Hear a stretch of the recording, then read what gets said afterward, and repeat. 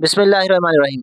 मेरा नाम बिन्यामिन है और आज जो टॉपिक हम डिस्कस करने जा रहे हैं उस टॉपिक का नाम है फोटोसिंथेसिस। फोटोसिंथेसिस का थोड़ा इंट्रोडक्शन समझ लेते हैं। फोटोसिंथेसिस एक ऐसे किस्म का प्रोसेस होगा जिसमें प्लांट लाइट एनर्जी को कन्वर्ट करेंगे ऑर्गेनिक कंपाउंड में, जैसे कि ग्लूकोज। अगर हम बात करें ये रिएक्शन कैसे होगा, तो इसके लिए जो रिएक्टेंट दरकार होंगे वो कार्बन डाइऑक्साइड और वाटर होंगे। हमें पता है कार्बन डाइऑक्साइड एयर से, जबकि वाटर जो है वो सॉइल से आएगा। प्लांट कार्बन डाइऑक्साइड और वाटर को यूज़ करते हुए जो प्रोडक्ट बनाएंगे उन प्रोडक्ट का नाम ग्लूकोज और ऑक्सीजन है। ये चीज़ हमें बखूबी पता है। जब भी प्लांट कार्बन डाइऑक्साइड को हासिल करते हैं फोटोसिंथेसिस के लिए, तो वो ऑक्सीजन को रिलीज करते हैं। अगर हम बात करें लोकेशन की, या फोटोसिंथेसिस का अमल प्लांट के अंदर कहाँ होगा, तो ये अमल होता है क्लोरोप्लास्ट के अंदर, जैसे इस तस्वीर में क्लोरोप्लास्ट की स्ट्रक्चर दिखाई गई है। स्लाइड में हमें ये दिखाया गया है कि जो प्लांट फोटोसिंथेसिस का अमल करेंगे, इसको बेहतर समझने के लिए हम इनको दो रिएक्शंस में बांट सकते हैं। एक रिएक्शन को हम नाम देते हैं लाइट डिपेंडेंट रिएक्शन, जैसे कि इसके नाम से पता चल रहा है कि ये रिएक्शन लाइट पर डिपेंड करेगा। प्लांट इस रिएक्शन के अंदर लाइट को इस्तेमाल करते हुए सोलर एनर्जी से केमिकल एनर्जी बनाते हैं। जबकि दूसरा रिएक्शन, जिसका नाम लाइट इंडिपेंडेंट रिएक्शन है, ये नाम से ही पता चल रहा है कि ये रिएक्शन लाइट पर डिपेंड नहीं करेगा और प्लांट इस रिएक्शन के दौरान केमिकल एनर्जी को यूज़ करते हुए फूड बनाएंगे। इस स्लाइड के अंदर हम बात करेंगे लाइट डिपेंडेंट रिएक्शन की, और अगली कुछ स्लाइड के अंदर हम बात करेंगे साइक्लिक और नॉन साइक्लिक फोटोफॉस्फोरिलेशन किसे कहेंगे। तो थोड़ा सा समझ लेते हैं कि लाइट डिपेंडेंट रिएक्शन क्या है। तो लाइट डिपेंडेंट रिएक्शन ये फोटोसिंथेसिस का फर्स्ट फेज होगा, जिसमें ये होता है कि प्लांट सोलर एनर्जी से आने वाले फोटॉन यानी कि लाइट को एब्जॉर्ब करते हैं, हासिल करते हैं, और उसी लाइट एनर्जी को कन्वर्ट करते हैं एक और फॉर्म ऑफ एनर्जी में, जिसको हम केमिकल एनर्जी का नाम देंगे। और वो केमिकल एनर्जी और कोई नहीं, वो एटीपी और एनएडीपीएच है। तो यही बातें यहाँ लिखी हुई है। प्लांट फोटॉन को हासिल करते हुए इसको कन्वर्ट करेगा केमिकल एनर्जी में, जो कि एटीपी और एनएडीपीएच है। इसके अलावा एक और भी रिएक्शन होता है जिसको हम लाइट इंडिपेंडेंट रिएक्शन कहते हैं। उस रिएक्शन के अंदर प्लांट केमिकल एनर्जी, जैसे कि एटीपी और एनएडीपीएच है, इसको यूज़ करते हुए प्लांट शुगर के मॉलिक्यूल बनाएंगे, कार्बोहाइड्रेट बनाएंगे। यही बात यहाँ लिखी हुई है कि प्लांट एटीपी और एनएडीपीएच को यूज़ करते हुए कार्बोहाइड्रेट बनाएंगे, और ये रिएक्शन लाइट इंडिपेंडेंट रिएक्शन होगा। इसको हम केल्विन साइकिल भी कहते हैं। अब इस स्लाइड के अंदर हम ये डिस्कस करने जा रहे हैं कि ऐसे कौन कौन से कंपोनेंट हैं जो कि क्लोरोप्लास्ट के अंदर लगे हुए हैं, जो कि लाइट रिएक्शन में अपना हिस्सा डालेंगे। अब ये हमारे पास तीन अहम चीज़ें हैं यहाँ पर। Number one, light capturing chlorophyll, जो कि फोटोसिस्टम 2 और फोटोसिस्टम 1 के अंदर हमें देखने को मिलेगा। ऐसे क्लोरोफिल जो कि लाइट को कैप्चर करेंगे। जबकि दूसरा कंपोनेंट मेम्ब्रेन बाउंड प्रोटीन, जैसे कि यहाँ पर हमें नजर आ रहा है साइटोक्रोम बीएफ कॉम्प्लेक्स और एटीपेज, ये मेम्ब्रेन बाउंड प्रोटीन कहलाते हैं। तीसरी चीज़ जो हमें यहाँ नजर आ रही है वो लिखा हुआ है इलेक्ट्रॉन ट्रांसपोर्ट चेन। अब ये इलेक्ट्रॉन ट्रांसपोर्ट चेन को हम आगे डिटेल में समझेंगे। इलेक्ट्रॉन ट्रांसपोर्ट चेन क्या होता है, थोड़ा सा इसका ओवरव्यू हम यहाँ देख लेते हैं। इस तस्वीर को पहले बड़ा करना होगा। इस पिक्चर के अंदर हमें इलेक्ट्रॉन ट्रांसपोर्ट चेन का ओवरव्यू देखना है। तो थोड़ा सा एक ब्रीफ ओवरव्यू देखेंगे और आगे चलकर इसी इलेक्ट्रॉन ट्रांसपोर्ट चेन को हम डिटेल से समझने की कोशिश करेंगे। होता कुछ यूँ है कि फोटो सिस्टम 2 के ऊपर लाइट गिरती है, और फोटो सिस्टम 2 के अंदर लगे हुए मुख्तलिफ पिगमेंट लाइट को एब्जॉर्ब करते हुए एक ख़ास मालिक्यूल जिसका नाम क्लोरोफिल ए है, उसकी तरफ लाइट को सेंड करेंगे। और नतीजे में इस क्लोरोफिल ए से दो इलेक्ट्रॉन निकलकर प्राइमरी इलेक्ट्रॉन एक्सेप्टर में जाएंगे, और यहाँ से दो इलेक्ट्रॉन आगे ट्रांसफर होंगे एक मोबाइल इलेक्ट्रॉन कैरियर की तरफ, जिसका नाम प्लास्टोक्विनोन या पीक्यू है। ये पीक्यू का काम ये होगा कि ये दो इलेक्ट्रॉन को लेकर आए from photosystem 2 to cytochrome BF complex. अब जो दो इलेक्ट्रॉन साइटोक्रोम बीएफ कॉम्प्लेक्स तक आ चुके हैं, अब वो आगे की तरफ मूव करेंगे, वो जाएंगे फोटोसिस्टम 1 की तरफ, और ये दो इलेक्ट्रॉन लेकर जाएगा एक और मोबाइल कैरियर मॉलिक्यूल जिसका नाम प्लास्टोसाइनिन है। अब दो इलेक्ट्रॉन जो फोटो सिस्टम 1 की तरफ आ गए हैं, उनको ट्रांसफर करवा दिया जाएगा एनएडीपी रिडक्टेज के पास, और दो इलेक्ट्रॉन को लेकर आने वाला मोबाइल इलेक्ट्रॉन कैरियर वो और कोई नहीं, वो फेरोडॉक्सिन, जिसको हम एफडी कह रहे हैं, वो होगा। तो हमने ये देखा कैसे इलेक्ट्रॉन फोटो सिस्टम 2 से निकलकर साइटोक्रोम बीएफ कॉम्प्लेक्स से होते हुए फोटो सिस्टम 1 तक पहुंचे, और कैसे फेरोडॉक्सिन जो है वो एनएडीपी रिडक्टेज के पास दो इलेक्ट्रॉन को लेकर आया। ये जो इलेक्ट्रॉन एक चेन की फॉर्म में आगे मूव होते हुए जो नज़र आ रहे हैं, इसी का नाम इलेक्ट्रॉन ट्रांसपोर्ट चेन है।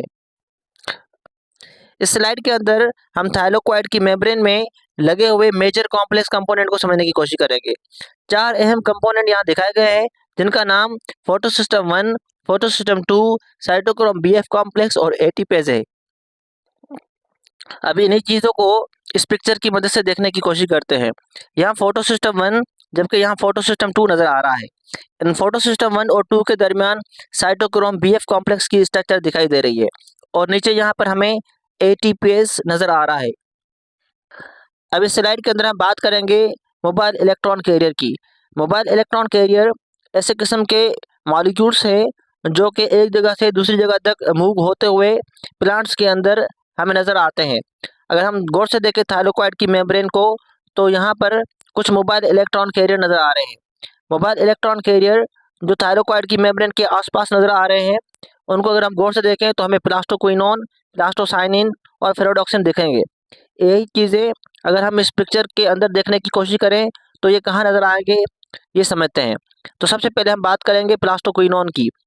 प्लास्टोक्विनोन ऐसे किस्म के मोबाइल इलेक्ट्रॉन कैरियर है जिनका काम 2 इलेक्ट्रॉन को लेकर आना होगा from photosystem 2 to cytochrome BF complex. अब जब भी 2 इलेक्ट्रॉन मूव करके फोटोसिस्टम 2 से साइटोक्रोम बीएफ कॉम्प्लेक्स तक आएंगे तो उनको लेकर आने की जिम्मेदारी वो प्लास्टोक्विनोन की होगी। अगर हम बात करें प्लास्टोसाइनिन की, तो प्लास्टोसाइनिन हमें यहाँ दिखाई दे रहा है। अब प्लास्टोसाइनिन का रोल ये होगा कि ये 2 इलेक्ट्रॉन जो साइटोक्रोम बीएफ कॉम्प्लेक्स तक आ चुके हैं, इनको ये कैरी करेगा प्लास्टोसाइनिन और लेकर आएगा फोटोसिस्टम 1 की तरफ। अब जो 2 इलेक्ट्रॉन फोटोसिस्टम 1 की तरफ आ चुके हैं, उनको आगे ट्रांसपोर्ट करवाया जाएगा और वो 2 इलेक्ट्रॉन आगे जाएंगे एनएडीपी रिडक्टेस के पास और इन 2 इलेक्ट्रॉन को लेकर आने वाला फेरोडॉक्सिन मोबाइल इलेक्ट्रॉन कैरियर होगा। तो यहाँ हमने देखा कि हमारे पास मोबाइल इलेक्ट्रॉन कैरियर जो नज़र आ रहे हैं प्लांट की बॉडी के अंदर, वो प्लास्टोक्विनोन, प्लास्टोसाइनिन और फेरोडॉक्सिन है। अब इस स्लाइड के अंदर हम डिस्कस करेंगे फोटोसिस्टम 1 और फोटोसिस्टम 2 के बारे में। अब फोटोसिस्टम 1 हो या फिर फोटोसिस्टम 2, इनके अंदर लगा हुआ एक स्पेशल क्लोरोफिल ए मॉलिक्यूल होगा और एक स्पेशल क्लोरोफिल ए मॉलिक्यूल ये रिएक्शन सेंटर में लगा होगा, चाहे फिर वो फोटोसिस्टम 2 हो या फिर फोटोसिस्टम 1। अब ये जो स्पेशल क्लोरोफिल ए जो फोटोसिस्टम 1 के अंदर लगा हुआ है, ये लाइट को एब्जॉर्ब करने की सलाहियत रखेगा। तमाम तर लाइट गैदर होने के बाद वो क्लोरोफिल ए की तरफ आएगी, तो मैक्सिमम एब्जॉर्प्शन जो क्लोरोफिल ए करेगा फोटोसिस्टम 1 के अंदर, उन लाइट की वेवलेंथ 700 नैनोमीटर होगी। तभी यहाँ पर लिखा हुआ है P700। यहाँ P700 से मुराद पिगमेंट 700, पी से पिगमेंट, जबकि 700 ये शो कर रहा है नैनोमीटर जो कि लाइट की वेवलेंथ है। तो हम कह सकते हैं फोटोसिस्टम 1 के अंदर लगा हुआ क्लोरोफिल ए उस लाइट को मैक्सिमम एब्जॉर्ब करेगा जिसकी वेवलेंथ 700 है। अगर हम बात करें फोटोसिस्टम 2 की, तो यहाँ लिखा होगा 680। अब जो इसका मतलब ये होना चाहिए कि ये फोटोसिस्टम 2 जिसके अंदर लगा हुआ स्पेशल क्लोरोफिल ए मॉलिक्यूल है, ये मैक्सिमम वो लाइट एब्जॉर्ब करेगा जिसकी वेवलेंथ 680 नैनोमीटर है। इस वजह से इसको हम P680 कहते हैं। अब वक्त है कि हम इलेक्ट्रॉन ट्रांसपोर्ट चेन को डिटेल से समझें। तो इलेक्ट्रॉन ट्रांसपोर्ट चेन की शुरुआत कहाँ से होगी, पहले हमें यह देखना होगा। अगर हम बात करें इसकी इनिशिएशन की कि ये रिएक्शन कहाँ से शुरू होगा, तो ये रिएक्शन शुरू होता है फोटोसिस्टम 2 के अंदर पड़ा हुआ रिएक्शन सेंटर, वहाँ से। इसको समझने के लिए हम इस तस्वीर को जूम इन करके देखते हैं। तस्वीर को जूम इन करने के बाद हमें यहाँ पर नज़र आ रहा है एक रिएक्शन सेंटर जो कि लगा हुआ है फोटोसिस्टम 2 के अंदर। अब फोटोसिस्टम 2 के अंदर जो रिएक्शन सेंटर है उसके अंदर 2 कंपोनेंट नज़र आ रहे हैं। एक का नाम स्पेशल क्लोरोफिल ए जो कि डायमर है, जबकि दूसरा हमारे पास एक प्राइमरी इलेक्ट्रॉन एक्सेप्टर जिसका नाम फियोफाइटन है। अब ये रिएक्शन सेंटर के अंदर होता क्या है ये समझने की कोशिश करेंगे। तमाम तर लाइट जब फोटोसिस्टम के ऊपर गिरेगी तो इसके अंदर लगे हुए पिगमेंट तमाम तर लाइट को कैप्चर करते हुए आगे सेंड करेंगे स्पेशल मॉलिक्यूल की तरफ जिसका नाम क्लोरोफिल ए है। और क्लोरोफिल ए के अंदर पड़े हुए इलेक्ट्रॉन एक्साइटेड स्टेट में आकर यहाँ से इजेक्ट हो जाएंगे और इन इलेक्ट्रॉन को रिसीव करेगा प्राइमरी इलेक्ट्रॉन एक्सेप्टर्स। इन्हीं प्राइमरी इलेक्ट्रॉन एक्सेप्टर को हम नाम देते हैं फियोफाइटिन का। अगर हम बात करें प्राइमरी इलेक्ट्रॉन एक्सेप्टर का क्या रोल है, तो इनका काम इलेक्ट्रॉन को रिसीव करना और इलेक्ट्रॉन को आगे सेंड करना होगा, और ये रिसीव करेंगे स्पेशल क्लोरोफिल ए से और ये सेंड करेंगे प्लास्टोक्विनोन की तरफ। अब इस स्लाइड के अंदर हम डिस्कस करेंगे कि चार्ज सेपरेशन क्या है और इलेक्ट्रॉन ट्रांसपोर्ट चेन क्या है। ये समझने के लिए इस तस्वीर को पहले जूम इन करके देखना होगा। तो पहले इस तस्वीर को हम बड़ा करके देखते हैं। अब यहाँ पर इस तस्वीर में हमें नज़र आ रहा है एक स्पेशल स्ट्रक्चर जिसको हम फोटो सिस्टम 2 के नाम से जानते हैं। अब हमने देखा फोटो सिस्टम 2 के ऊपर लाइट गिर रही थी, और फोटो सिस्टम 2 के अंदर ये एबिलिटी है कि जो इसका क्लोरोफिल ए है वो 680 नैनोमीटर की वेवलेंथ को मैक्सिमम एब्जॉर्ब करने की सलाहियत रखता है। तो जब यहाँ लाइट इसके ऊपर गिरेगी तो ये लाइट को ज़्यादा एब्जॉर्ब करेंगे, तो इसके इलेक्ट्रॉन निकल कर प्राइमरी इलेक्ट्रॉन एक्सेप्टर की तरफ जाएंगे, जो कि आगे मूव करेंगे प्लास्टोक्विनोन की तरफ। तो यहाँ से अगर गौर से देखा जाए तो जो स्पेशल क्लोरोफिल ए मालिक्यूल का जो यहाँ डायमर नज़र आ रहा है, यहाँ से 2 इलेक्ट्रॉन की कमी हो जाएगी। इसकी कमी को पूरा करने के लिए फोटो सिस्टम जो 2 है, इसके नीचे लगा हुआ वाटर स्प्लिटिंग कॉम्प्लेक्स वाटर को ब्रेक डाउन करेगा, जो वाटर अवेलेबल है थाइलाकोइड के स्पेस के अंदर। अब ये वाटर मालिक्यूल जब ब्रेक डाउन होगा तो हमें पता है वाटर मालिक्यूल का फार्मूला H2O है, यानी कि इसके अंदर 2 प्रोटॉन, 2 इलेक्ट्रॉन और 1 ऑक्सीजन है। तो जो 2 इलेक्ट्रॉन इस वाटर से रिमूव होंगे वो कंपनसेशन पूरी करेंगे इस स्पेशल क्लोरोफिल ए की। तो क्लोरोफिल ए के अंदर 2 इलेक्ट्रॉन की जो कमी हो गई थी, अब वो कमी पूरी हो जाएगी। अब उसके अलावा क्या बचेंगे? उसके अलावा बचेंगे प्रोटॉन, जो कि यहाँ नज़र आ रहे हैं, और उसके अलावा क्या बचेगा? एक ऑक्सीजन का आइटम। फॉर सपोज अगर वाटर मालिक्यूल एक ना होकर 2 है, तो हमें 4 प्रोटॉन मिलेंगे और 4 इलेक्ट्रॉन मिलेंगे। 2 तो यहाँ चले गए, 2 और भी बनेंगे इलेक्ट्रॉन। और क्योंकि 2 वाटर मालिक्यूल है तो 2 ऑक्सीजन के एटम मिलेंगे, तो एक O2 बनेगा। और हमें पता है प्लांट कार्बन डाइऑक्साइड हासिल करते हैं, और कार्बन डाइऑक्साइड जैसे अंदर आएगा तो ऑक्सीजन जो है वो रिमूव होकर बाहर चला जाएगा, और वो ऑक्सीजन कहाँ से आएगा? वो वाटर के स्प्लिट होने से आएगा। यही बातें यहाँ लिखी हुई हैं, अब जरा देखते हैं। तो यहाँ लिखा हुआ है चार्ज सेपरेशन। तो चार्ज सेपरेशन के अंदर हमें ये नज़र आ रहा है जो स्पेशल क्लोरोफिल ए मालिक्यूल है, यहाँ से 2 इलेक्ट्रॉन रिमूव हो रहे हैं, और वो क्लोरोफिल जो है वो ऑक्सीडाइज हो रहा है, और उसके चार्ज जो है इलेक्ट्रॉन जो है वो रिमूव हो रहे हैं, चार्ज सेपरेट हो रहे हैं। अब क्या होगा? इसकी कमी को पूरा करने के लिए वाटर मालिक्यूल को स्प्लिट कर दिया जाएगा, और वाटर मालिक्यूल से इलेक्ट्रॉन आएंगे और इसकी कमी को पूरा करेंगे। इक्वेशन की फॉर्म में लिखा हुआ है 2 वाटर मालिक्यूल ब्रेक डाउन होंगे तो 4 इलेक्ट्रॉन, 4 प्रोटॉन और 1 ऑक्सीजन का मालिक्यूल बनेगा, और प्लांट इस ऑक्सीजन के मालिक्यूल को रिलीज कर देंगे।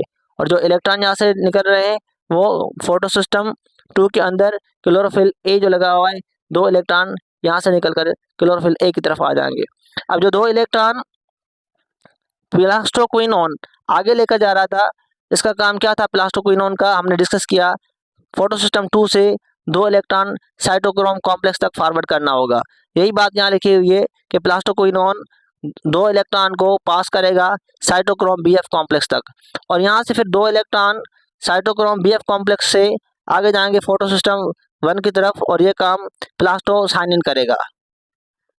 अब यहाँ पर एक और बात समझ लेते हैं, क्योंकि लाइट जब फोटो सिस्टम 2 के ऊपर गिरेगी तो continuously light special chlorophyll A की तरफ गिरती रहेगी, और वहाँ से 2 इलेक्ट्रॉन रिमूव होकर आगे की तरफ मूव होते हुए जाएंगे। और इसकी कमी को पूरा करने के लिए continuously water molecule break down होता रहेगा, और ल्यूमन के अंदर बहुत सारे प्रोटॉन और इलेक्ट्रॉन और ऑक्सीजन बनते रहेंगे।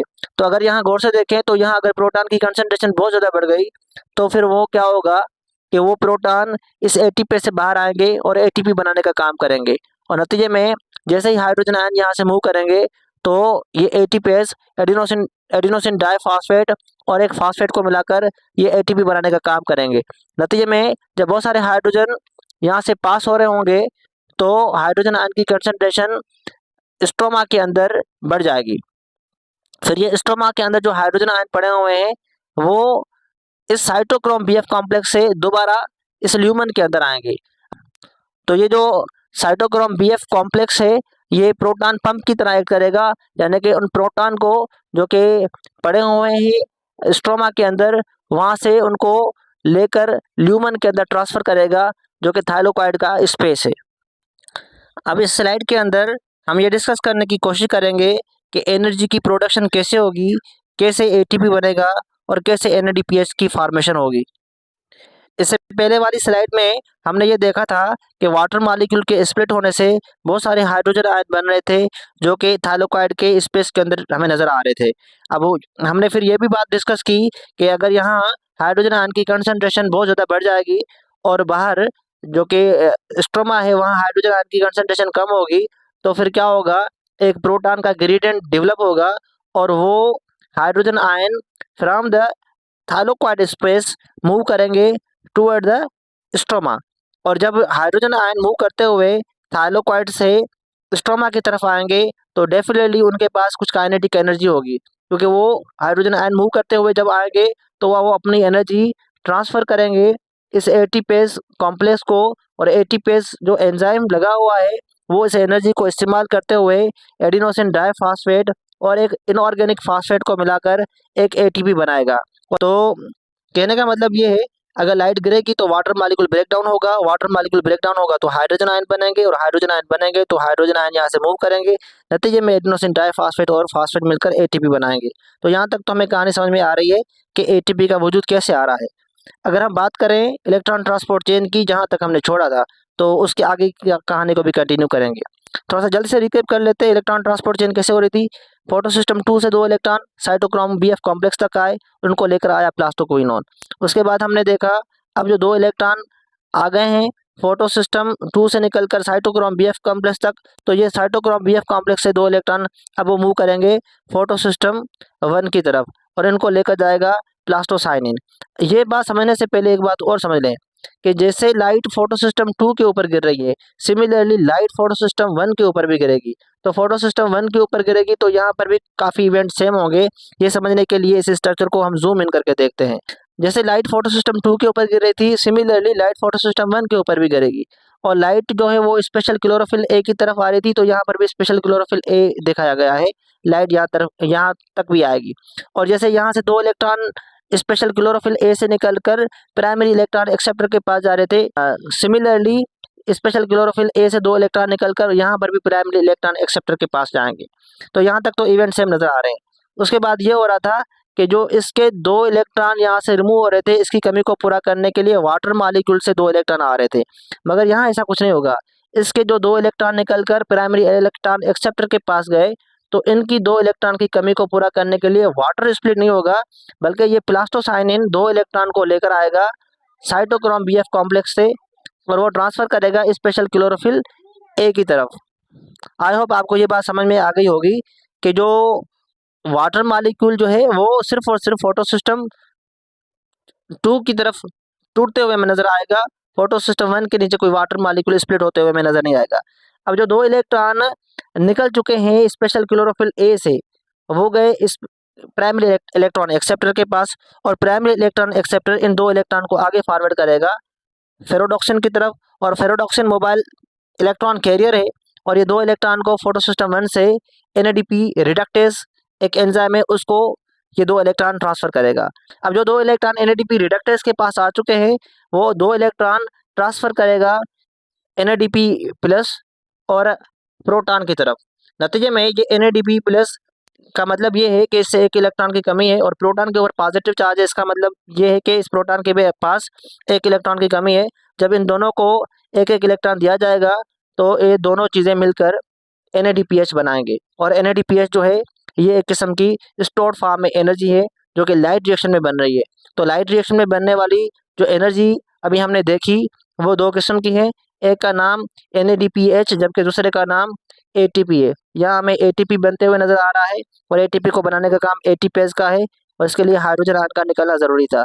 और जो हाइड्रोजन आयन यहाँ आए थे उनमें से एक हाइड्रोजन आयन ये दिखाया गया है, और ये स्टोमा के अंदर पहले से NADPH मौजूद है। इन दोनों को समअप करेंगे, मिलाएंगे, और 2 इलेक्ट्रॉन की जो ज़रूरत होगी वो NADP रिडक्टेज प्रोवाइड करेगा, जो कि फोटो सिस्टम 1 से निकल कर आए थे 2 इलेक्ट्रॉन, और मिलाकर ये NADPH बनाएंगे। इस स्लाइड के अंदर हम ATP फॉर्मेशन की बात करेंगे बाय फोटोफॉस्फोरिलेशन। ये समझने के लिए हमें समझना होगा एनर्जी रिलीज और hydrogen ion movement by cytochrome BF complex. हमने जैसे कि देखा कि फोटो सिस्टम 2 से 2 इलेक्ट्रॉन निकलकर साइटोक्रोम बीएफ कॉम्प्लेक्स की तरफ जा रहे थे, और 2 इलेक्ट्रॉन फिर आगे मूव कर रहे थे फोटो सिस्टम 1 की तरफ, फिर NADP रिडक्टेज के पास। जैसे जैसे इलेक्ट्रॉन आगे की तरफ मूव होते हुए जाएंगे वो अपनी एनर्जी को रिलीज करते हुए जाएंगे। जैसे फोटो सिस्टम 2 से 2 इलेक्ट्रॉन साइटोक्रोम BF कॉम्प्लेक्स की तरफ गए तो यहाँ से इलेक्ट्रॉन जो एनर्जी रिलीज करेगा वो एनर्जी इस्तेमाल करेंगे ये साइटोक्रोम BF कॉम्प्लेक्स और हाइड्रोजन आयन को पंप करके अंदर की तरफ भेजेंगे। तो जो एनर्जी इलेक्ट्रॉन मूव करते हुए रिलीज कर रहे हैं इलेक्ट्रॉन ट्रांसपोर्ट चेन के अंदर, वो एनर्जी जो रिलीज हो रही है उनको इस्तेमाल किया जाएगा। इस्तेमाल कौन करेंगे? उनको इस्तेमाल करेंगे साइटोक्रोम BF कॉम्प्लेक्स। और cytochrome BF complex hydrogen ion के लिए पंप है या हाइड्रोजन आयन के ये चैनल है जो कि हाइड्रोजन आयन को स्ट्रोमा से थाइलाकोइड के स्पेस के अंदर ट्रांसफर करेंगे, क्योंकि यहाँ वाटर मॉलिक्यूल के टूटने की वजह से भी हाइड्रोजन आयन आ रहे हैं और स्ट्रोमा से भी आ रहे हैं। तो हम कह सकते हैं कि जो स्ट्रोमा से हाइड्रोजन आयन आए और वाटर मॉलिक्यूल के स्प्लिट होने से हाइड्रोजन आयन आए, ये पड़े हुए थाइलाकोइड के स्पेस के अंदर है। तो इस स्पेस को हम रिजर्वायर ऑफ हाइड्रोजन आयन भी कह सकते हैं। अब इस स्लाइड में हम प्रोटॉन ग्रेडियंट को समझने की कोशिश करेंगे। होगा यूं कि हाइड्रोजन आयन थाइलाकोइड स्पेस के अंदर बहुत ज़्यादा जबकि स्ट्रोमा के अंदर कम नज़र आएंगे। तो एक हमें इस मेम्ब्रेन के अक्रॉस ग्रेडियंट नज़र आएगा और नतीजे में जहाँ हाइड्रोजन आयन ज़्यादा है वो फ्लो करेंगे, जहाँ कम है थ्रू द ATPase। और हाइड्रोजन आयन जब यहाँ से मूव होते हुए ATPase से निकलेंगे तो ये अपनी एनर्जी को ट्रांसफ़र करेंगे, एंजाइम ATPase को देंगे अपनी एनर्जी और एंजाइम एडेनोसिन डाइफॉस्फेट और फास्फेट को मिलाकर ATP बनाने का काम करेगा। और ये काम जो हो रहा है इससे ATP की फॉर्मेशन हो रही है और इसको हम फोटोफॉस्फोरिलेशन भी कहते हैं। और फोटोफॉस्फोरिलेशन हम इसको इसलिए कह रहे हैं क्योंकि ये जो हाइड्रोजन आयन की जो कंसंट्रेशन ज़्यादा हमें नज़र आ रही है वो वाटर के स्प्लिट होने से नज़र आ रही है, क्योंकि वाटर मॉलिक्यूल जब स्प्लिट होंगे उसके लिए लाइट का होना ज़रूरी है। फोटोलाइसिस होगी तो वाटर मॉलिक्यूल स्प्लिट होंगे, क्योंकि लाइट की वजह से ही तो क्लोरोफिल A से 2 इलेक्ट्रॉन रिमूव हुए थे, उसकी कंपनसेशन के लिए ही वाटर मॉलिक्यूल टूट रहा था। तो लाइट जो है वो प्राइम सोर्स है, तो लाइट की वजह से वाटर मॉलिक्यूल ब्रेक डाउन हो रहे हैं, इसलिए फोटोलाइसिस ऑफ वाटर है। और लाइट की वजह से यहाँ हाइड्रोजन आयन जमा हो रहे हैं और इन्हीं हाइड्रोजन आयन की मूवमेंट से जो कि ATPase से हो रही है, इसी की वजह से ATP बन रहा है। तो हम कह सकते हैं ATP की फॉर्मेशन फोटोफॉस्फोरिलेशन है। अब यहाँ पर आपको समझ में आ चुका होगा कि ATP की फॉर्मेशन कैसे हो रही है। ATP की फॉर्मेशन हाइड्रोजन आयन के मूवमेंट की वजह से हो रही है, जो कि ATPase से गुजर रहा है हाइड्रोजन आयन और एडेनोसिन डाइफॉस्फेट और फास्फेट को मिलाकर ATP बन रहा है। इसके लिए एक टर्म यूज़ किया जाता है कीमियो ऑस्मोसिस। और हमें पता है ऑस्मोसिस का मतलब होता है movement of the molecule from high concentration to low concentration across the membrane. तो अब यहाँ अगर देखें, यहाँ वर्ड लिखा हुआ है कीमियो ऑस्मोसिस। कीमियो ऑस्मोसिस का मतलब ये होगा कि यहाँ पर जो केमिकल है जिनका नाम हाइड्रोजन है वो मूव करेंगे from high concentration to low concentration through this semi permeable membrane, और नतीजे में क्या बनेगी? ATP बनेगी, एडेनोसिन डाइफॉस्फेट और फास्फेट इनऑर्गेनिक मिलकर ATP बनाएंगे। उसके लिए जो वर्ड यूज किया जाएगा कीमियो ऑस्मोसिस, यानी कि production of ATP by using energy from the hydrogen ion moving across the membrane. अब इस स्लाइड के अंदर हम ATP फॉर्मेशन को डिस्कस करेंगे और फोटोफॉस्फोरिलेशन को डिस्कस करेंगे, मगर साथ साथ ये देखेंगे कि फ्लो ऑफ इलेक्ट्रॉन की वजह से कैसे ATP की फॉर्मेशन हो रही है। अब ATP जो फॉर्मेशन होगी फ्लो ऑफ इलेक्ट्रॉन से, ये दो तरह से होगा। एक लीनियर या नॉन साइक्लिक मैनर से फोटोफॉस्फोरिलेशन होगी, दूसरा साइक्लिक मैनर से इलेक्ट्रॉन फ्लो होंगे और फास्फोरिलेशन होगी। इस स्लाइड के अंदर हम रेस्ट्रिक्ट रहेंगे लीनियर या नॉन साइक्लिक फोटोफॉस्फोरिलेशन को समझेंगे। होता कुछ यूँ है, जब फोटो सिस्टम 2 से 2 इलेक्ट्रॉन निकलकर आगे की तरफ मूव करेंगे और दोबारा फोटो सिस्टम 2 की तरफ वो दोनों इलेक्ट्रॉन वापस ना आए, यानी कि निकले जिस जगह से वापस उसी जगह पर अगर 2 इलेक्ट्रॉन नहीं आ रहे हैं, ये इलेक्ट्रॉन कंज्यूम हो जाएंगे, रिटर्न बैक नहीं होंगे, तो इसको हम नाम देंगे लीनियर या नॉन साइक्लिक फोटोफॉस्फोरिलेशन का। अब होगा कुछ यूँ, फोटो सिस्टम से 2 इलेक्ट्रॉन निकलकर ट्रेवल करते हुए cytochrome BF complex, photo system 1 NADPH reductase और NADPH और हाइड्रोजन के अंदर ये 2 इलेक्ट्रॉन ऐड होकर NADPH बनाएंगे। अब जैसे ये इलेक्ट्रॉन आगे की तरफ मूव करेंगे तो अपनी एनर्जी को लूज करते हुए आगे जाएंगे, और ये जो साइटोक्रोम BF कॉम्प्लेक्स है ये हाइड्रोजन आयन को पंप करेगा from the stroma to the lumen. उसकी वजह से हाइड्रोजन आयन यहाँ जमा हो जाएंगे और इलेक्ट्रॉन रिटर्न नहीं हुए, इलेक्ट्रॉन यहाँ आ गए और हाइड्रोजन आयन इसके अंदर आ गए, और यही हाइड्रोजन आयन ATP से बाहर जाकर ATP बनाएंगे। जल्दी से इस स्लाइड को भी देख लेते हैं। यहाँ दिखाया गया है फोटो सिस्टम 2। फोटो सिस्टम 2 के ऊपर लाइट गिरेगी। ये स्पेशल क्लोरोफिल ए मॉलिक्यूल है। ये लाइट को एब्जॉर्ब करने के बाद 2 इलेक्ट्रॉन को भेजेगा प्राइमरी इलेक्ट्रॉन एक्सेप्टर, जिसका नाम थियोफाइटिन है। और वहाँ से 2 इलेक्ट्रॉन फिर प्लास्टोक्विनोन साइटोक्रोम बीएफ कॉम्प्लेक्स तक लेकर जाएगा, और साइटोक्रोम बीएफ कॉम्प्लेक्स से 2 इलेक्ट्रॉन फोटो सिस्टम 1 की तरफ आएंगे, और इनको लेकर आएगा प्लास्टोसाइनिन। और उसके बाद क्या होगा, जैसे ही लाइट फोटो सिस्टम 1 के ऊपर भी गिरेगी तो इनके इलेक्ट्रॉन पहले निकल चुके होंगे और वो जाएंगे प्राइमरी इलेक्ट्रॉन एक्सेप्टर के पास, क्योंकि इनके इलेक्ट्रॉन यहाँ से कम हो गए, तो प्लास्टोसाइनिन बाद में इनको अपने 2 इलेक्ट्रॉन ट्रांसफर करेगा आगे। अब यहाँ से जो 2 इलेक्ट्रॉन पहले निकल चुके थे फोटो सिस्टम 1 से, तो वो प्राइमरी इलेक्ट्रॉन एक्सेप्टर के पास गए। वहाँ से 2 इलेक्ट्रॉन फेरोडॉक्सिन एनएडीपी रिडक्टेज को ट्रांसफर करेगा। वहाँ से 2 इलेक्ट्रॉन एनएडीपी रिडक्टेज ट्रांसफर करेगा एनएडीपी प्लस और हाइड्रोजन आयन के ऊपर। तो नतीजे में ये दोनों चीज़ें कंबाइन होकर इलेक्ट्रॉन के साथ एनएडीपीएच बनाएंगे, जो कि यहाँ पर केमिकल एनर्जी है। और यहाँ पर एक और बात समझने की ये है कि जैसे ही लाइट इनके ऊपर गिर रही है तो एरो अपवर्ड की तरफ शो किया गया है। जैसे लाइट यहाँ गिर रही है तो एरो अपवर्ड की तरफ शो किया गया है। जैसे ही लाइट गिरेगी तो इलेक्ट्रॉन के पास एनर्जी ज़्यादा होगी, तब इनको ज़्यादा एनर्जी वाली स्टेट में दिखाने के लिए ये एरो अपवर्ड शो किए गए हैं। जैसे जैसे इलेक्ट्रॉन आगे की तरफ मूव करेगा तो ये डाउनवर्ड की तरफ एरो शो किए गए हैं। इसका मतलब ये है कि इलेक्ट्रॉन अपनी एनर्जी को लूज करते हुए आगे जा रहा है। जब दोबारा इनको लाइट मिलेगी तो इलेक्ट्रॉन एक्साइटेड स्टेट में आ जाएंगे, इनके पास ज़्यादा एनर्जी होगी। जैसे इलेक्ट्रॉन आगे मूव करेंगे तो ये एरो डाउनवर्ड शो कर रहा है कि इससे एनर्जी रिलीज हो रही है, और जो एनर्जी रिलीज हो रही है वो साइटोक्रोम बीएफ कॉम्प्लेक्स यूज करेगा और हाइड्रोजन आयन को पंप करेगा ल्यूमन की तरफ, और फिर क्या बनेगी, हाइड्रोजन आयन अंदर आएगा और एटीपी बनेगी। अच्छा, यहाँ पर अगर एक और चीज़ को गौर से देखें तो इस स्कीम को हम जेड स्कीम कहते हैं। जेड क्यों? यहाँ अगर आप उसको देखें तो आपको यहाँ जेड नज़र आ रहा होगा। आप इसको एन ना समझे, इसको आप स्लाइड को अगर चेंज करके देखेंगे तो आपको जेड नज़र आएगा, इसलिए इसको जेड स्कीम कहते हैं। इस स्लाइड के अंदर हम की इवेंट को डिस्कस करेंगे कि कौन कौन से की इवेंट लाइट रिएक्शन में हमने डिस्कस किए। हमें पता है लाइट जब फोटो सिस्टम 2 के ऊपर गिर रही थी तो वहाँ स्पेशल क्लोरोफिल ए से 2 इलेक्ट्रॉन रिमूव हो रहे थे। उनकी कमी को पूरा करने के लिए वाटर मॉलिक्यूल ब्रेक डाउन हो रहा था in the presence of light, तो इसलिए इसको हम फोटोलाइसिस ऑफ वाटर भी कहते हैं।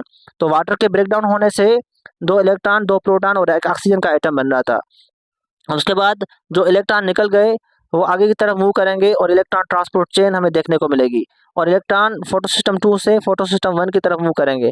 उसके बाद इलेक्ट्रॉन फर्दर आगे की तरफ मूव करेंगे और वो फोटो सिस्टम 2 से होते हुए साइटोक्रोम बीएफ कॉम्प्लेक्स, उसके बाद जब फोटो सिस्टम 1 तक पहुंच जाएंगे तो फिर वहां से इलेक्ट्रॉन आगे जाएंगे एनएडीपी रिडक्टेज के पास और फेरोडॉक्सिन लेकर जाएगा, और नतीजे में एनएडीपी की रिडक्शन होगी, यानी कि इनके अंदर इलेक्ट्रॉन ऐड कर दिए जाएंगे, प्रोटॉन भी शामिल होगा, नतीजे में एनएडीपीएच बनेगा। और साथ साथ एक और भी चीज़ हमें देखने को मिलेगी जिसका नाम फोटोफॉस्फोरिलेशन है। एडेनोसिन डाइफॉस्फेट और फास्फेट को मिलाकर एटीपी बनाया जाएगा, और एटीपी और एनएडीपीएच जो है वो लाइट रिएक्शन की प्रोडक्ट्स होती हैं, और ये काम करने के लिए लाइट ज़रूरी है, तभी फोटोफॉस्फोरिलेशन होगी। अब ये जो एटीपी की फॉर्मेशन के लिए लाइट का होना ज़रूरी है, क्योंकि लाइट होगी तभी वाटर मॉलिक्यूल स्प्लिट होगा, तभी हाइड्रोजन आयन बनेंगे, तभी hydrogen ion across the membrane through the ATPase move करेंगे, तभी एटीपी बनेगी, इसलिए इनका नाम फोटोफॉस्फोरिलेशन है। अब इस स्लाइड के अंदर हम मैकेनिज्म ऑफ साइक्लिक फोटोफॉस्फोरिलेशन को समझने की कोशिश करेंगे। और ये याद रखना चाहिए हमें कि ये साइक्लिक फोटोफॉस्फोरिलेशन की ज़रूरत कब पेश आती है, जब प्लांट के अंदर एनएडीपीएच की कंसंट्रेशन बहुत ज़्यादा बन जाए लाइट रिएक्शन के दौरान और एटीपी की फॉर्मेशन कम हो, तो प्लांट एटीपी को ज़्यादा बनाने की कोशिश करेगा, और इलेक्ट्रॉन जो फ्लो हो रहे हैं इलेक्ट्रॉन ट्रांसपोर्ट चेन के अंदर उसको साइक्लिक मैनर में रोटेट करवाएगा इलेक्ट्रॉन को, और साइक्लिक फोटोफॉस्फोरिलेशन देखने को मिलेगी। कहानी की शुरुआत हम करेंगे फोटो सिस्टम 1 से। तो ये कहानी फोटो सिस्टम 1 से शुरू होगी। जैसे लाइट फोटो सिस्टम 1 के ऊपर गिरेगी तो यहाँ स्पेशल क्लोरोफिल ए से 2 इलेक्ट्रॉन निकलकर प्राइमरी इलेक्ट्रॉन एक्सेप्टर की तरफ आएंगे, और उन इलेक्ट्रॉन को फेरोडॉक्सिन की तरफ भेज दिया जाएगा। अब फेरोडॉक्सिन मोबाइल इलेक्ट्रॉन कैरियर मॉलिक्यूल है, जो कि नॉर्मली 2 इलेक्ट्रॉन को प्राइमरी इलेक्ट्रॉन एक्सेप्टर से लेकर आता है एनएडीपी रिडक्टेज के पास, मगर जैसे ही साइक्लिक फोटोफॉस्फोरिलेशन होगी तो ये 2 इलेक्ट्रॉन को एनएडीपी रिडक्टेज के पास भेजने के बजाय ये अपना रूट चेंज कर लेगा और किसी और मालिक्यूल के थ्रू ये प्लास्टोक्विनोन की तरफ 2 इलेक्ट्रॉन को भेजेगा।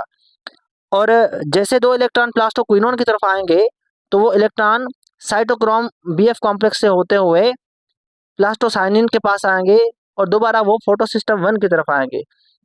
अगेन यहाँ से 2 इलेक्ट्रॉन फोटोसिस्टम 1 से निकलकर प्राइमरी इलेक्ट्रॉन एक्सेप्टर, उसके बाद फेरोडॉक्सिन, उसके बाद plastoquinone, cytochrome BF complex, plastocyanin, उसके बाद दोबारा फोटोसिस्टम 1 की तरफ इलेक्ट्रॉन आएंगे और ये इलेक्ट्रॉन इसी डायरेक्शन में रोटेट होते हुए आपको नजर आएंगे, लाइक दिस। ये इलेक्ट्रॉन यूं रोटेट होते हुए बार बार हमें यूं नजर आएंगे। तो इलेक्ट्रॉन जो है साइक्लिक मैनर में रोटेशन शो कर रहे हैं अपनी। यहाँ तक बात समझ में आ रही है हमें? तो इससे फायदा क्या होगा? याद रखिएगा, हमने एक चीज पहले डिस्कस की थी कि जो साइटोक्रोम बीएफ कॉम्प्लेक्स है ये हाइड्रोजन आयन को पंप करने में अहम रोल प्ले करता है और it needs some amount of energy. और वो एनर्जी कहाँ से आएगी? वो इलेक्ट्रॉन के फ्लो होने से आएगी। जैसे ही प्लास्टोक्विनोन इलेक्ट्रॉन को फ्लो करवाएगा इस डायरेक्शन में, तो आप देखो यहाँ पर जे एरो आपको डाउनवर्ड नजर आ रहा है। इसका मतलब ये जब इलेक्ट्रॉन यहाँ से फ्लो होते हुए नीचे आएंगे तो ये एनर्जी को लॉस करेंगे और वो एनर्जी साइटोक्रोम बीएफ कॉम्प्लेक्स इस्तेमाल करेगा और इनका काम स्ट्रोमा से हाइड्रोजन आयन को उठाकर थाइलोक्वाइड के ल्यूमन के अंदर भेजना होगा। और हमें पता है थाइलोक्वाइड के ल्यूमन के अंदर अगर हाइड्रोजन आयन ज़्यादा आ गए तो वो एटीपी से निकल कर एडिनोसिन डाइफॉस्फेट और फास्फेट को मिलाते हुए एटीपी बनाने का काम करेंगे। अगर साइक्लिक मैनर में इलेक्ट्रॉन फ्लो कर रहे हैं तो हमें एटीपी ज़्यादा बनते हुए नजर आएगी, क्योंकि continuously cytochrome BF complex hydrogen ion को पंप करेगा स्ट्रोमा से ल्यूमन के अंदर, जो कि थाइलोक्वाइड का ल्यूमन है, और कंटिन्यूसली वहां से हाइड्रोजन आयन एटीपी से निकलकर एटीपी बनाएंगे। क्योंकि वो इलेक्ट्रॉन साइक्लिक मैनर में घूम रहे हैं और वो एनएडीपी रिडक्टेस के पास नहीं जा रहे हैं, तो एनएडीपीएच की फॉर्मेशन हमें नजर नहीं आएगी। अब थोड़ा सा इसकी समरी देख लेते हैं। ये रिएक्शन शुरुआत होती है साइक्लिक फोटोफॉस्फोरिलेशन की फोटोसिस्टम 1 से। और फोटोसिस्टम 1 के अंदर स्पेशल क्लोरोफिल मॉलिक्यूल जो कि मैक्सिमम 700 नैनोमीटर की वेवलेंथ वाली लाइट को एब्जॉर्ब करेगा और अपने 2 इलेक्ट्रॉन को इजेक्ट करेगा। और वो 2 इलेक्ट्रॉन यहाँ से निकलकर प्राइमरी इलेक्ट्रॉन एक्सेप्टर के पास जाएंगे। उसके बाद वो प्राइमरी इलेक्ट्रॉन एक्सेप्टर से 2 इलेक्ट्रॉन फेरोडॉक्सिन की तरफ भेजेंगे। तो यही लिखा हुआ है कि यहाँ प्राइमरी इलेक्ट्रॉन एक्सेप्टर से 2 इलेक्ट्रॉन फेरोडॉक्सिन के पास आएंगे। उसके बाद 2 इलेक्ट्रॉन जो फेरोडॉक्सिन के पास आए हैं वो प्लास्टोक्विनोन से होते हुए साइटोक्रोम बीएफ कॉम्प्लेक्स तक आएंगे। तो यहाँ डायरेक्ट बताया गया है कि ये फेरोडॉक्सिन जो है 2 इलेक्ट्रॉन आगे चलकर इनडायरेक्ट मैनर में वो साइटोक्रोम बीएफ कॉम्प्लेक्स तक भेज देगा। और जो 2 इलेक्ट्रॉन अब साइटोक्रोम बीएफ कॉम्प्लेक्स तक आ गए वो आगे जाएंगे प्लास्टोसाइनिन के पास। यही बात लिखी हुई है, साइटोक्रोम बीएफ कॉम्प्लेक्स से 2 electron plastocyanin mobile electron carrier की तरफ जाएंगे 2 इलेक्ट्रॉन। उसके बाद जो होगा यूँ कि ये प्लास्टोसाइनिन 2 इलेक्ट्रॉन दोबारा भेज देगा फोटोसिस्टम 1 के क्लोरोफिल स्पेशल क्लोरोफिल ए की तरफ। तो यही लिखा हुआ है, प्लास्टोसाइनिन अपने इलेक्ट्रॉन को रिटर्न करेगा दोबारा स्पेशल क्लोरोफिल ए की तरफ, जो कि फोटोसिस्टम 1 के अंदर लगे हुए हैं। तो ये इलेक्ट्रॉन जहाँ से निकले थे दोबारा घूम के वहीं आ गए, इसलिए इसका नाम साइक्लिक फोटोफॉस्फोरिलेशन होगा। क्यों होगा? अभी तो एटीपी बनी नहीं, फॉस्फोरिलेशन तो नहीं हुई, फिर इसका नाम फोटोफॉस्फोरिलेशन क्यों है?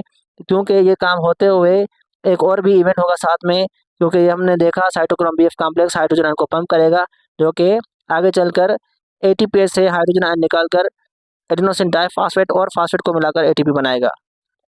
और यही बात यहाँ नज़र आ रही है। जैसे ही hydrogen ion cytochrome BF complex से होते हुए ल्यूमन में आएंगे तो प्रोटॉन की कंसंट्रेशन बहुत ज़्यादा बढ़ जाएगी और वो प्रोटॉन एटीपी से निकलकर एडिनोसिन डाइफॉस्फेट और फास्फेट को मिलाकर एटीपी बनाएंगे। और यहाँ पर हाइड्रोजन आयन की कंसंट्रेशन बढ़ जाएगी, और जब हाइड्रोजन आयन की कंसंट्रेशन बढ़ जाएगी तो यहाँ पर हाइड्रोजन आयन मूव करते हुए नजर आएंगे थ्रू द एटीपेज। अब एटीपेज का काम ये होगा कि भाई वो एडिनोसिन डाइफॉस्फेट और फास्फेट को मिलाकर एटीपी बनाए, और इनको जो एनर्जी चाहिए होगी वो प्रोटॉन के फ्लो होने से इनको मिल जाएगी। तो इस अमल को हम कीमियोऑस्मोसिस भी कहते हैं। इस तरह से एटीपी की जो डिमांड है वो पूरी हो जाएगी और एटीपी जनरेट होगी। लाइट रिएक्शन समझने के बाद अब वक्त है कि समझा जाए कि डार्क रिएक्शन क्या है या फिर लाइट इंडिपेंडेंट रिएक्शन क्या है, जिसका दूसरा नाम केल्विन बेंसन साइकिल भी है। अब यहाँ पर थोड़ा सा ओवरव्यू देख लेते हैं। इस लाइट इंडिपेंडेंट रिएक्शन को हम डार्क रिएक्शन भी कहते हैं, और इनको डिस्कवर करने वाले ये 2 साइंटिस्ट आपको नजर आ रहे हैं। एक का नाम मेल्विन केल्विन जबकि दूसरे का नाम बेंसन है। इस स्लाइड में हमें ये दिखाया गया है कि केल्विन साइकिल जो है वो कहाँ पर होगी। ये केल्विन साइकिल होती है स्ट्रोमा के अंदर। तो स्ट्रोमा के अंदर केल्विन साइकिल होगी। इसको हम डार्क रिएक्शन भी कहते हैं और लाइट इंडिपेंडेंट रिएक्शन भी कहते हैं। इस रिएक्शन में होगा यूँ, जो लाइट रिएक्शन हुआ था उससे बनने वाली जो केमिकल एनर्जी जिसका नाम एटीपी और एनएडीपीएच है, इनको इस्तेमाल करते हुए ग्लूकोज बनाया जाएगा और ग्लूकोज बनने का काम डार्क रिएक्शन के अंदर या लाइट इंडिपेंडेंट रिएक्शन के अंदर होते हुए नजर आएगा। इस स्लाइड के अंदर हम डार्क रिएक्शन को समझेंगे कि इसके कितने स्टेप्स होंगे। डार्क रिएक्शन को बेहतर समझ सकते हैं, इनके 3 स्टेप्स होते हैं। एक का नाम कार्बन फिक्सेशन, जबकि दूसरे का नाम रिडक्शन, तीसरे का नाम रीजनरेशन होगा। अब इस स्लाइड के अंदर हम कार्बन फिक्सेशन की बात करेंगे।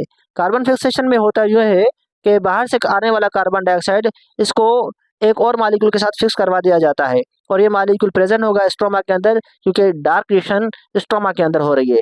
अब इस मॉलिक्यूल का नाम है रिबुलोज बिसफॉस्फेट, जिसमें 5 कार्बन है और कार्बन नंबर 1 और कार्बन नंबर 5 पर फास्फेट जुड़ा होगा। तो रिबुलोज बिसफॉस्फेट का अगर एक मॉलिक्यूल है और एक बार से कार्बन डाइऑक्साइड आ रहा है, तो ये दोनों चीजें मिलकर 6 कार्बन वाला एक कंपाउंड बनाएंगे, जो कि शॉर्ट लिव्ड होगा। क्योंकि यहाँ से 5 कार्बन वाला कंपाउंड, ये 1 कार्बन, 6 कार्बन हो रहे हैं यहाँ पर, तो 6 कार्बन वाला ये अनस्टेबल मॉलिक्यूल हमें नजर आएगा। क्योंकि ये मॉलिक्यूल अनस्टेबल है तो ये फौरन टूट जाएगा बीच में। जब 6 कार्बन वाले कंपाउंड को बीच में से तोड़ेंगे तो 3-3 कार्बन वाले हमें 2 कंपाउंड मिलेंगे। ये पूरा रिएक्शन कार्बन फिक्सेशन रिएक्शन कहलाएगा। तो इसमें हमने ये देखा कि कार्बन डाइऑक्साइड रिबुलोज बिसफॉस्फेट के साथ मिलकर एक शॉर्ट लिव्ड इंटरमीडिएट कंपाउंड बनाएगा, जो कि फौरन टूट जाएगा 2 हिस्सों में, और 2 जो हिस्से बन रहे हैं उसके, उसमें 3-3 कार्बन होंगे और 3 कार्बन वाले मॉलिक्यूल का नाम 3 फास्फोग्लिसरेट है। 3 फास्फोग्लिसरेट मतलब ग्लिसरेट का जो मॉलिक्यूल है उसके कार्बन नंबर 3 पर फास्फेट जुड़ा हुआ है। अगर हमारे पास ऐसा एक नहीं, अगर ऐसे हमारे पास 2 हैं तो बाहर से भी 2 आएंगे और ऐसे मॉलिक्यूल भी 2 बनेंगे और ऐसे फिर 4 बन जाएंगे।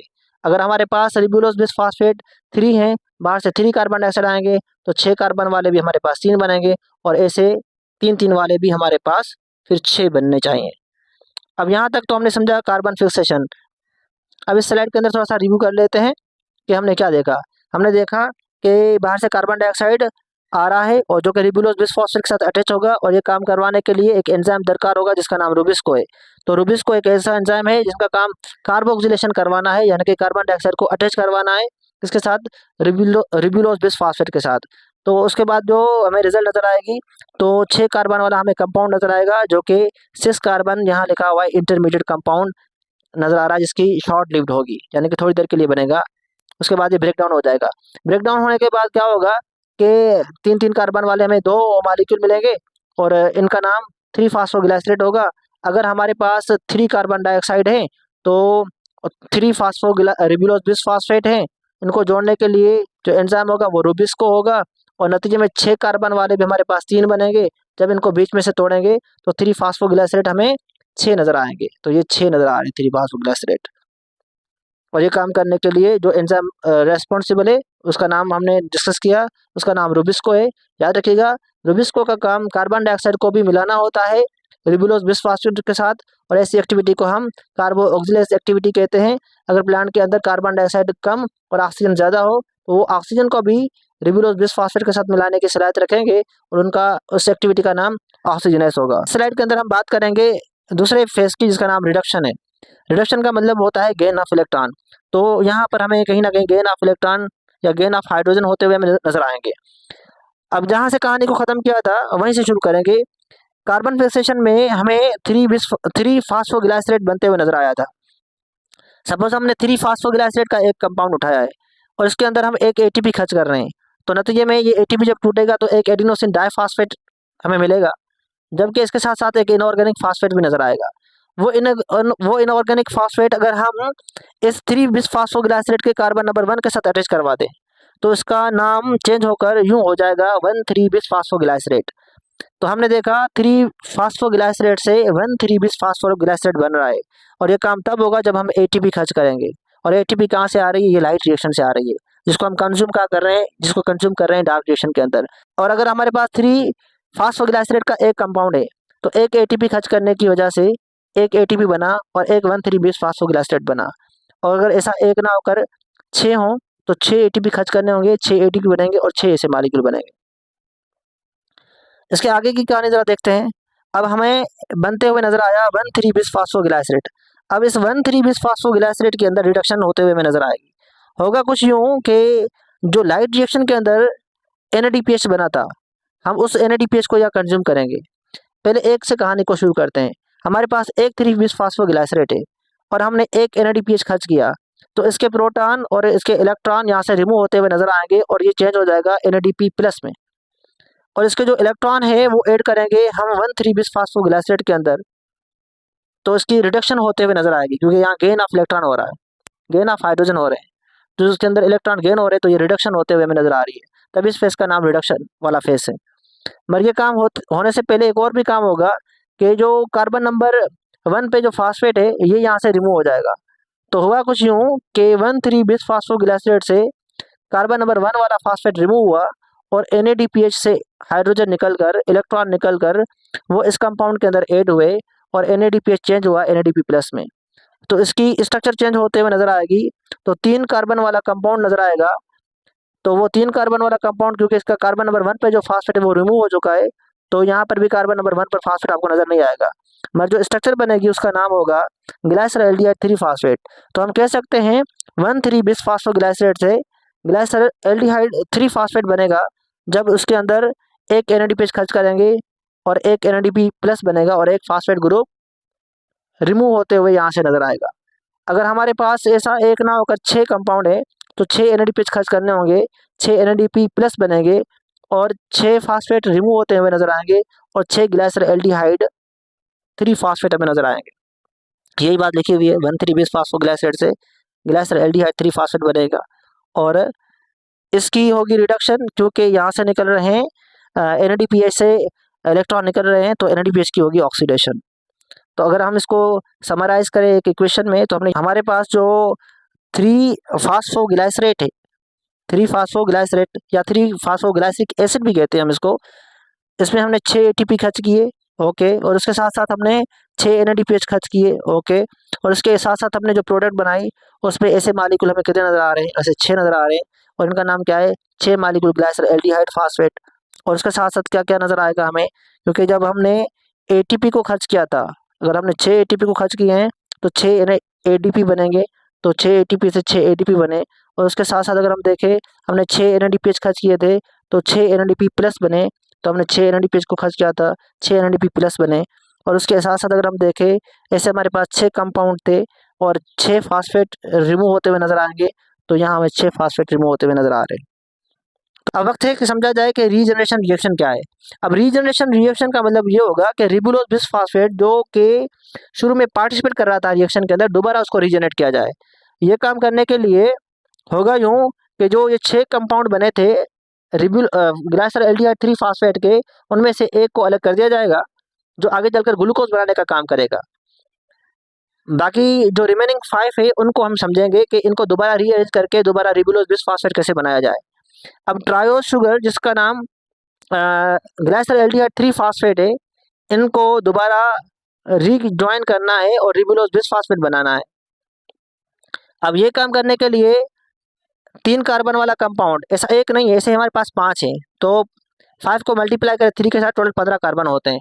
तो 15 कार्बन को हम यूँ भी ऑर्गेनाइज कर सकते हैं कि 5-5 कार्बन वाले 3 कंपाउंड बनाए जाएँ, तो हमारे पास 5 कार्बन वाला एक राइबोज या रिबुलोज मॉलिक्यूल मिल जाएगा।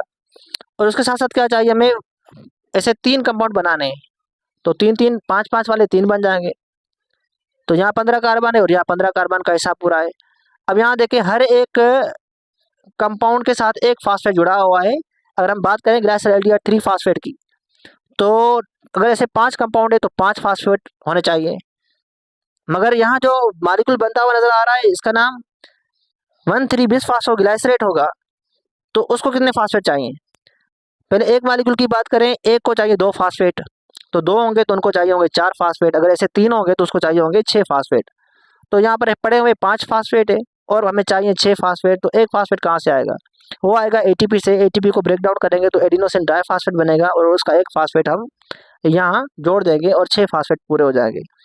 मगर ATP हमें कितने चाहिए होंगे, क्योंकि रिएक्शन करने के लिए बहुत ज़्यादा एनर्जी दरकार होगी, तो हमें 3 ATP चाहिए होंगे और 3 ATP से 3 एटीपी से 3 एडीपी बनेंगे। उनमें से एक फास्फेट को हमें यहाँ ऐड करना होगा, बाकी 2 फास्फेट अलग हो जाएंगे। इसको समराइज करते हैं इक्वेशन की फॉर्म में।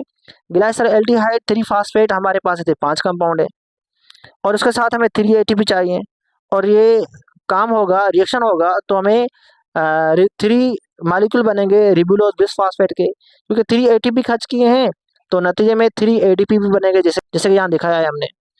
क्योंकि 3 एटीपी यूज हो रहे हैं तो 3 फास्फेट भी चाहिए, मगर यहाँ पर 2 फास्फेट दिखाए हमने, क्योंकि उनमें से एक फास्फेट को हमने इस्तेमाल किया है रिब्यूलोज बिसफॉस्फेट के साथ। तो इस तरह से ये इक्वेशन और ये रीजनरेशन रिएक्शन यहाँ दिखाया गया है। याद रखना, अगर ऐसी साइकिल अगर एक होगी तो जो इनका प्रोडक्ट बनेगा वो एक ट्रायोज शुगर होगा, जिसका नाम ग्लाइसर एल्डिहाइड 3 फास्फेट है। मगर ये साइकिल अगर 2 बार चलेगी तो इसे 2 मॉलिक्यूल बनेंगे और ऐसे 2 मॉलिक्यूल मिलकर एक ग्लूकोज बनेगा। यानी कि ऐसी 2 साइकिल अगर रन करें तो एक ग्लूकोज बनते हुए नजर आएगा, और 2 साइकिल दोबारा चले तो एक और ग्लूकोज बनेगा और मिलकर माल्टोज बनेंगे, और ऐसे साइकिल कंटिन्यूसली चलती रही तो बहुत सारे ग्लूकोज के मॉलिक्यूल मिलकर स्टार्च बना सकते हैं। ये आज का कोट है। If you have any query regarding this you may ask in comment section. Thank you very much.